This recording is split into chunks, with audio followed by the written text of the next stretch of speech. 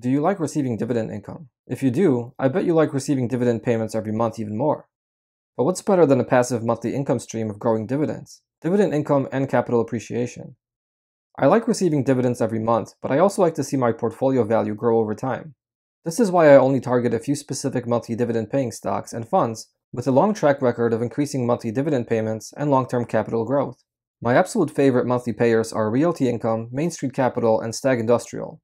I also invest in SPHD, the monthly dividend paying ETF, and I include Ares Capital in this bucket of my portfolio, even though they do not pay a monthly dividend, mainly because this stock doesn't fit well into my other investing categories, and therefore I have lumped it in with my monthly dividend stocks and fund. Welcome to the Long Acres Finance channel, where the mission is to find the best dividend stocks that offer safe, reliable, and growing passive income. If that's your goal too, join the community by subscribing to the channel. Today I want to talk about my exposure to monthly dividend stocks and Ares Capital. I will be showing you how much of each stock I own across all my portfolios, the level of income they produce, and most importantly, we will dive into the capital appreciation from these positions, on top of that sweet monthly dividend income stream. I know there are many stocks and funds that offer monthly dividends with a significantly higher current yield, and they could be great investments as well, if current cash flow is your main objective. For me, the growth and value of my entire portfolio is the main goal, and building a passive cash flow is secondary.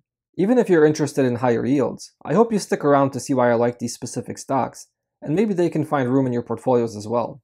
I have three main portfolios that focus on individual stocks. My largest portfolio is my 401k account with Schwab. I also have a Roth IRA account and a personal taxable account. Both of these portfolios are on M1 Finance. These three portfolios are about half of my family's retirement funds. The other half are my wife's accounts, that are invested in index funds and shares of her employer, due to the limited options in these portfolios. Let's take a look at how many shares I own of each of these 5 investment vehicles. I currently have 24.91 shares of Ares Capital. The fractional shares are due to M1 Finance, where you invest a specific dollar amount into a stock rather than purchasing a number of shares. From this position, I can expect $39.86 of annual dividend income. Since Ares pays quarterly, that's about $10 of income each quarter. The current market value of my position is about $500. It's a little underweight compared to the other stocks at just above 17%. 20% will make it an even split. Ares accounts for roughly a little less than 0.5% of my total invested assets. That is a tiny fraction. But I have been adding more capital to this position recently, and I will continue to do so in the future. I'd like to build each of these positions up to somewhere between 1.5% and 2% of my total portfolio. I have 15.69 shares of Main Street Capital. That should pay around the same amount as Ares Capital in annual dividend income.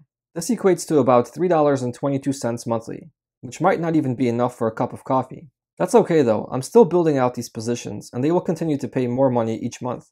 I have 8.72 shares of Realty Income, which produces a little less dividend income because their current dividend yield is lower than the prior two stocks. I'm looking at about $24.69 in annual dividend income. That's about $2 each month.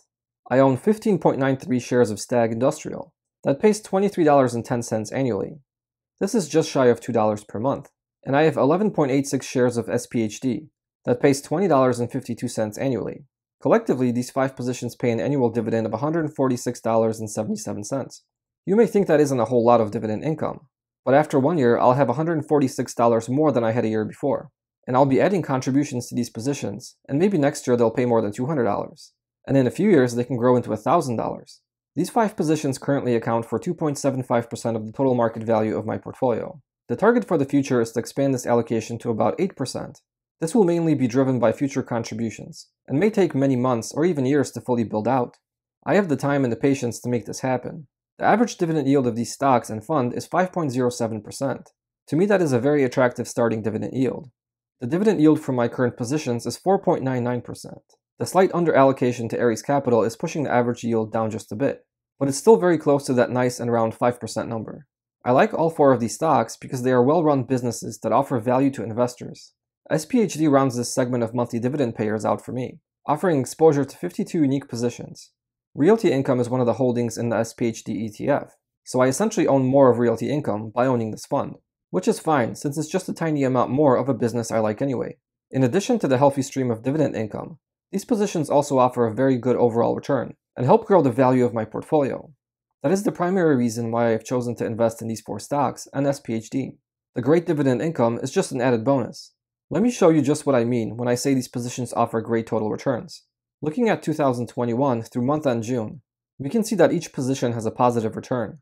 The year started off a little rough with Realty Income and Stag each falling about 4%, and the collective return of all 5 positions down almost 1%. This poor start was quickly forgotten, with an average gain of 6.76% in February, driven by a stellar performance from Main Street Capital.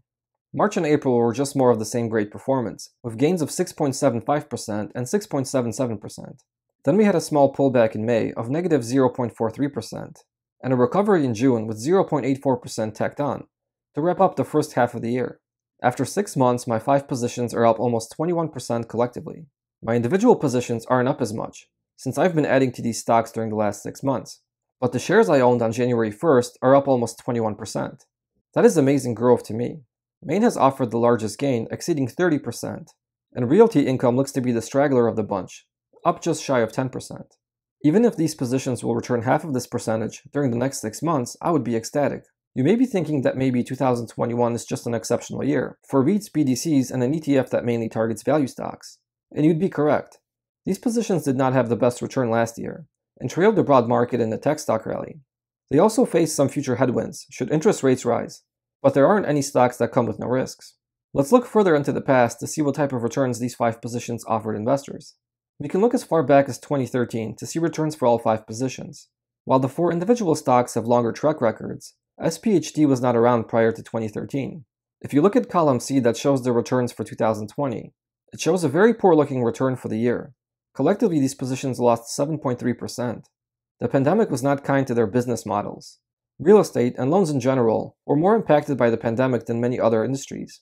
An SPHD that holds primarily value stocks that pay dividends also did not perform well at all. There can certainly be more years in the future that offer similar hurdles for these specific businesses.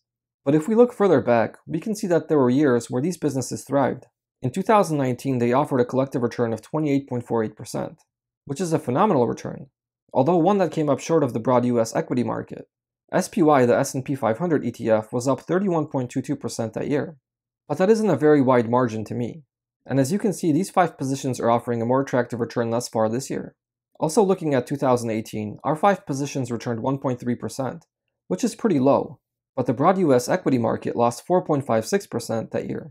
So while these positions probably won't beat the S&P in the long run, they can offer stronger returns during certain time periods. And of course, they will provide a safe, reliable, and growing passive income stream along the way.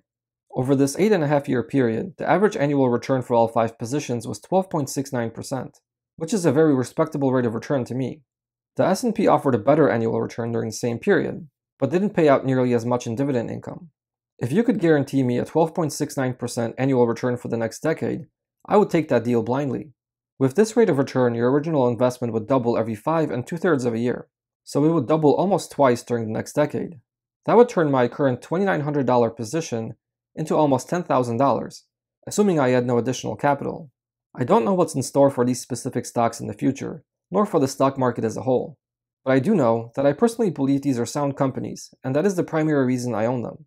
If my personal opinion changes in the future, I will evaluate my positions. But for now, I am holding and adding to each stock and SPHD.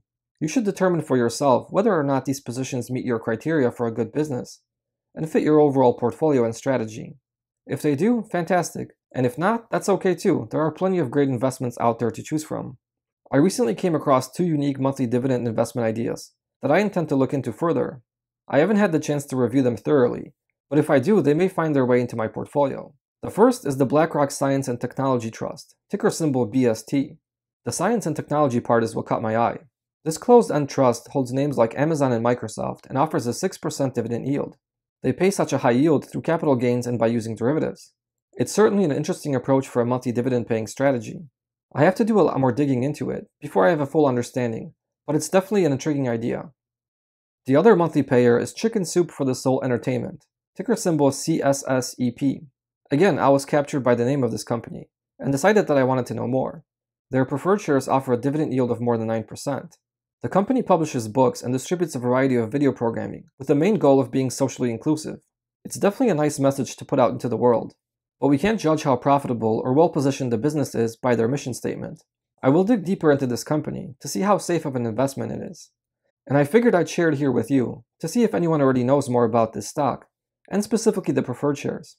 I normally don't target companies like these, but I do like to research outside my normal investing scope. Possibly more to come on these two investment ideas down the road. Thank you for watching, don't forget to subscribe, and see you next time.